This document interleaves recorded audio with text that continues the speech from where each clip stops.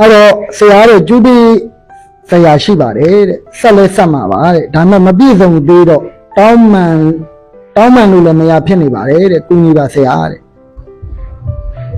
သူများစီကယူထားတဲ့ကျွေးငွေကိုသူ့မှာဆက်ချင်တဲ့ပုံစံရှိပါတယ်ရှိပြီးတော့ဒါပေမဲ့သူမဆက်နိုင်သေးတဲ့အခါမှာအကျွေးရှင်ကိုသူကတောင်းမှန်ဖို့သူကပြောတယ်ပေါ့နော်တောင်းမှန်တယ်ပေါ့ဒါပေမဲ့ကျွေးရှင်တောင်းမှန်လို့မရဘူးတဲ့အဲ့လိုမျိုးဖြစ်နေတယ်အဲ့လိုမျိုးဖြစ်တဲ့သူမျိုးတွေတကယ်လဲဆက်ချင်တယ်ကိုပြောတာလေးလဲအောင်မြင်ခြင်းတယ်အကျွေးဆိုင်တယ်လို့ခေါ်တာပေါ့နော်အဲ့ဒါဆိုရင်ကျွန်တော်ပြောပြတဲ့နီလန်းလေးကိုအသုံးပြုပါကျင်းသေးပေါက်အောင်မြင်ပါလိမ့်မယ်ကျင်းသေးပေါက်လည်းပြောလို့ဆိုလို့ရပါလိမ့်မယ်တခုတော့ရှိတယ်ပေးနိုင်ရဲ့သားနဲ့သူတစ်ပါးပစ္စည်းကိုယူပြီးတော့မပေးခြင်းနဲ့သူမျိုးတွေဆိုဒီရတရားကိုကျွန်တော်ပြောတဲ့အစီအမံမလုပ်နဲ့ကိုယ်ကဒုက္ခရောက်လိမ့်မယ်နော်အဲ့တော့အရင်ဆုံးမမှန်ရှင်ကဘာလုပ်ကြမလဲဆိုတော့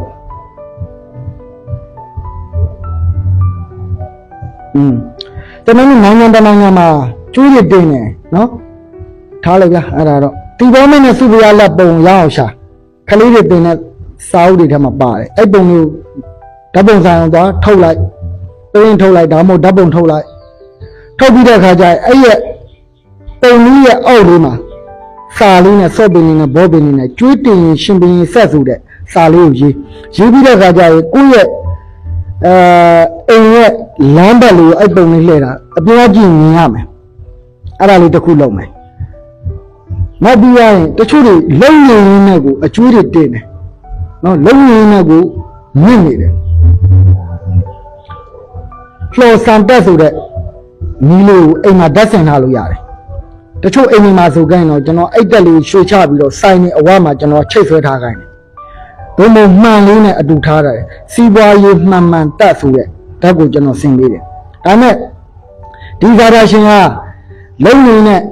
စီးပွားရေးအစင်မပြေတဲ့သူတွေဈေးရောင်းဝယ်ကောင်းစေခြင်းနဲ့အကျွေးတွေခဏမတင်အောင်နော်အဲ့လိုမျိုးဆိုကြရင်ဖန်ခွက်လေးတစ်လုံးမှာဆန်လေးအပြည့်ထည့်လိုက်ကိုယ့်ရဲ့နင်းနံသားတဲ့လှော်တက်လေးတစ်ချောင်းကို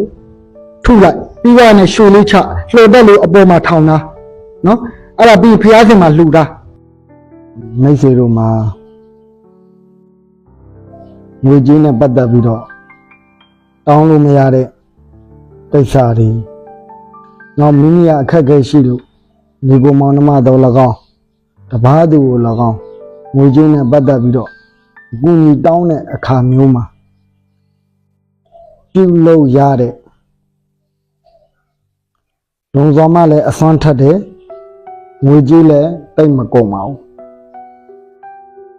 ကျွန်တော်ဆိုလည်းအရေးကြုံလာရင်ဒီရတရားပဲကျွန်တော်ပေးတယ်အဲ့ဒါကတော့ကိုချီးထားတဲ့ငွေပြန်မရတဲ့အခါမျိုးတွေငွေကြေးအကူအညီရလို့တဲ့အခါမျိုးတွေဒီရတရားလေးကိုအသုံးပြုကြည့်ပါအဲ့ဒါတော့ဘိမုတ်တစ်ချက်ရှားပါလိမ့်မယ်ဘိမုတ်တစ်ချက်ဈေးထဲဒီမှာဝယ်ရတာပေါ့နော်မရှိတဲ့သူတွေအတွက်ကတော့ဒီရတရားအဆင်မပြေပါဘူးเนาะလုပ်လို့ရတယ်အဲ့တော့ဘိမုတ်တစ်ချက်ကိုမိမိရဲ့အိမ်ရှိဘိမုတ်လေးကိုချမယ်မြေကြီးပေါ်လေးမှာချလိုက်ချပြီးတဲ့အခါကျရင်၎င်းအပေါ်ကိုရှာလကာကြီးလေးလောင်းမယ်လောင်းပြီးတော့ဆိုကြပါစို့လှဖေးစီကငွေသွားချိမယ်ပေါ့အခုငါသွားချိမဲ့လှဖေးငွေကြေးနဲ့ပတ်သက်ပြီးတော့ငါ့ကိုချိပါစေငါတန်လေးကြတာနဲ့တနာပြီးတော့ငွေကြေးကူညီပါစေထိုနည်း၎င်းမဲ့ငါမေစီကအကျွေးငွေတွေမရဘူးပေါ့ငါပေးထားတော့ငါချိထားတော့ငွေများညမေစီကအမြန်ဆုံးရပါစေဆိုတော့ဆုတောင်းနေရင်လည်းရှာလကာကြီးလေးဘိမ့်မုတ်ပေါ်ကိုလောင်းချပေးလိုက်ရပါနေ့တွေအချိန်နေနာရင်မလိုပါဘူးဗျအဓိကယုံကြည်မှုကအဓိကပဲယုံကြည်နေနဲ့ပြုလုပ်မယ်ဆိုရင်မိတ်ဆွေကြုံတွေ့နေတဲ့အခက်ခဲတွေ အကုန်လုံးပြေလည်သွားပါလိမ့်မယ်နော်နောက်တစ်ခု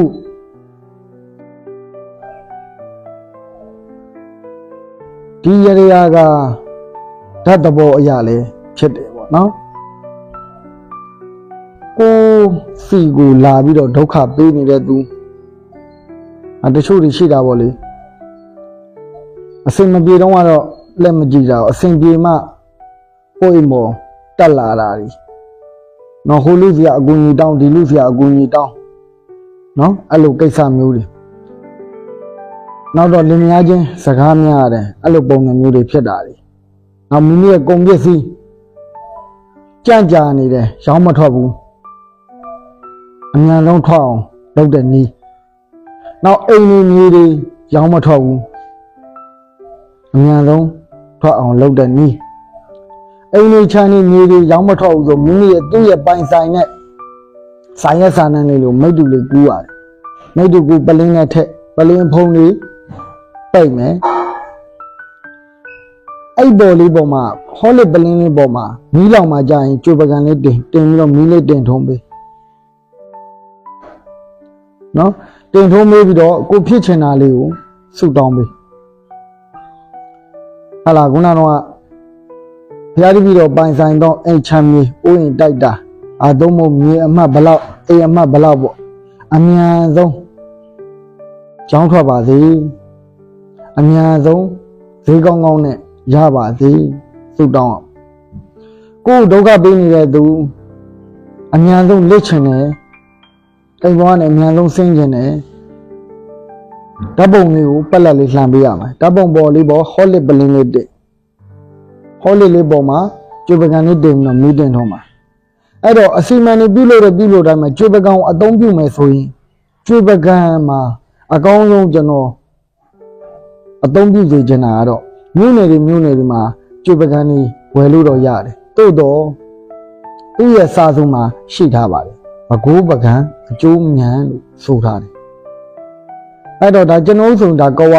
ဆိုရင်ဘကိုးနဲ့ဆိုကျွန်တော် -30 ကျော်လောက်ဝေးတယ်ဘကိုးနဲ့ကဝနဲ့သွားတယ်ကားတွေရှိတယ်သုံးမအရေးကြုံကျွန်တော်ကိုယ်တိုင်ဆိုင်ငင်နဲ့တက်တာပေါ့အဲ့လိုမျိုးမှာကြွေပကံလေးတွေဘကိုးကဝယ်တာတွေရှိတယ်မြန်ဆန်ဆန်ထိထိရောက်ရောက်နဲ့ပတ်သက်ခြင်းဘကိုးမျိုးကမှားပြီးတော့ကြွေပကံကိုပြုတ်လုပ်တယ်ကျွန်တော်ဆရာကြီးမင်းတင်ကလည်းထိုးလေးလည်းကောင်းမယ်အစီအမံနေနဲ့ပတ်သက်ပြီးပြုလုပ်ခဲ့ရင်ပြောပြထားတဲ့စကားတစ်ခွန်းရှိပါတယ်ဘကိုးပကံအကျိုးမြန်တယ်ဘကိုးကဝယ်တဲ့ပကံကပိုပြီးထိရောက်တယ်လို့ပြောထားတာရှိပါတယ်ဒါမှကြွေပကံဆိုတဲ့ဓာတ်တပါးသည်နဝင်းကိုအခြေခံထားတာကိုနဝင်းဖြစ်တယ်ကြွေသည်နှစ်ပသည်ငါကံသည်နှစ်ဖြစ်တယ်နှစ်နဲ့ငါပေါင်းခြင်းကိုနဝင်းတတ်မိဒါမှနဝင်းတတ်မိနေတဲ့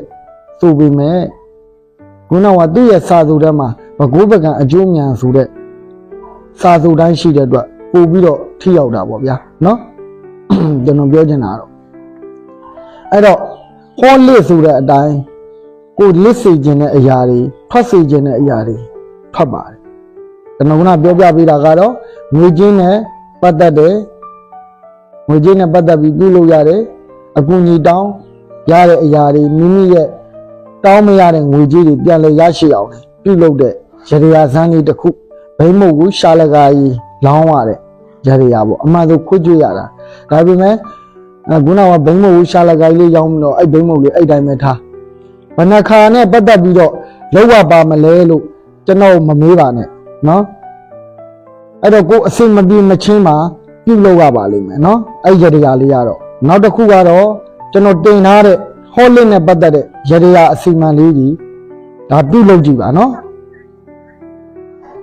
အဲ့တော့ပြောချင်တာကတော့ယုံကြည်မှုဟာအဓိကဖြစ်ပါတယ်ဗျနော်ယုံကြည်မှုဟာအဓိကပါပဲယုံကြည်ခြင်းနဲ့လောက်ပါထိရောက်ပါလိမ့်မယ်